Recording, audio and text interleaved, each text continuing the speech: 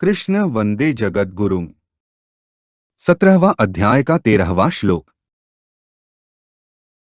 विधिहीन सृष्टान्नम मंत्रहीन मदक्षिणम श्रद्धाविरहित यज्ञ तामसम परिचक्षते। ऊपर कहे गए श्लोकों का अर्थ है, शास्त्र विधि से हीन, अन्नदान से रहित, बिना मंत्रों के, बिना दक्षिणा के और बिना श्रद्धा के किए जाने वाले यज्ञ को तामस यज्ञ कहते हैं। विधिहीनम का अर्थ है, अलग अलग यज्ञों की अलग अलग विधियां होती हैं और उसके अनुसार यज्ञकुंड, स्रुवा आदि पात्र, बैठने की दिशा, आसन आदि का विचार होता है। अलग अलग देवताओं की अलग अलग सामग्री होती है, जैसे देवी के यज्ञ में लाल वस्त्र और लाल सामग्री होती है। परंतु तामस यज्ञ में इन विधियों का पालन नहीं होता, प्रत्युत उपेक्षापूर्वक विधि का त्याग होता है।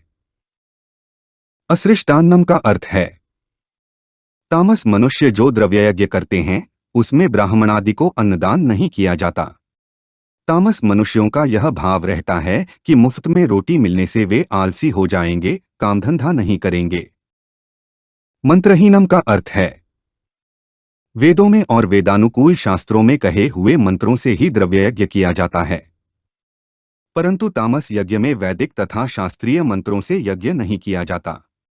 कारण कि तामस पुरुषों का यह भाव रहता है कि आहुति देने मात्र से यज्ञ हो जाता है, सुगंध हो जाती है, गंदे परमाणु नष्ट हो जाते हैं, फिर मंत्रों की क्या जरूरत है आदि। अदक्षिणम का अर्थ है, तामस यज्ञ में दान नहीं किया जाता।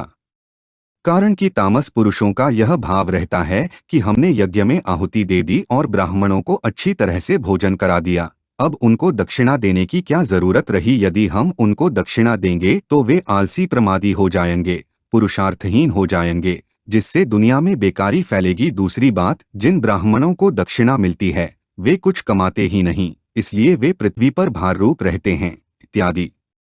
वे तामस मनुष्य यह नहीं सोचते कि ब्राह्मण आदि को अन्नदान, दक्षिणा आदि न देने से वे तो प्रमादी बने, चाहे न बने, पर शास्त्र विधि का, अपने कर्तव्य कर्म का त्याग करने से हम तो प्रमादी बन ही गए।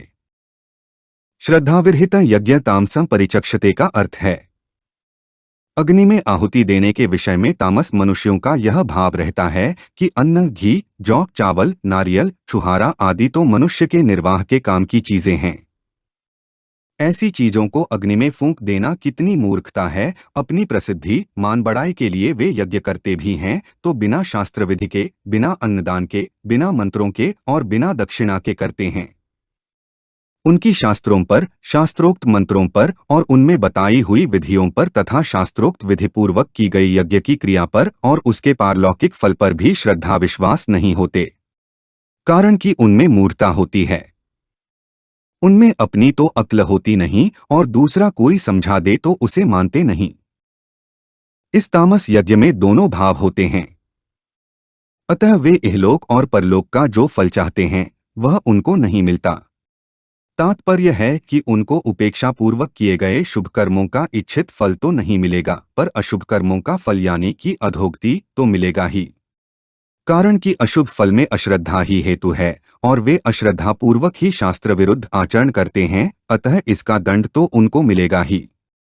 इन यज्ञों में कर्ता, ज्ञान, क्रिया, धृति, बुद्धि, संग, शास्त्र, खानपान आदि यदि सात्विक होंगे तो वह यज्ञ सात्विक हो जाएगा, यदि राजस होंगे तो वह यज्ञ राजस हो जाएगा और यदि तामस होंगे तो वह यज्ञ तामस हो जाएगा।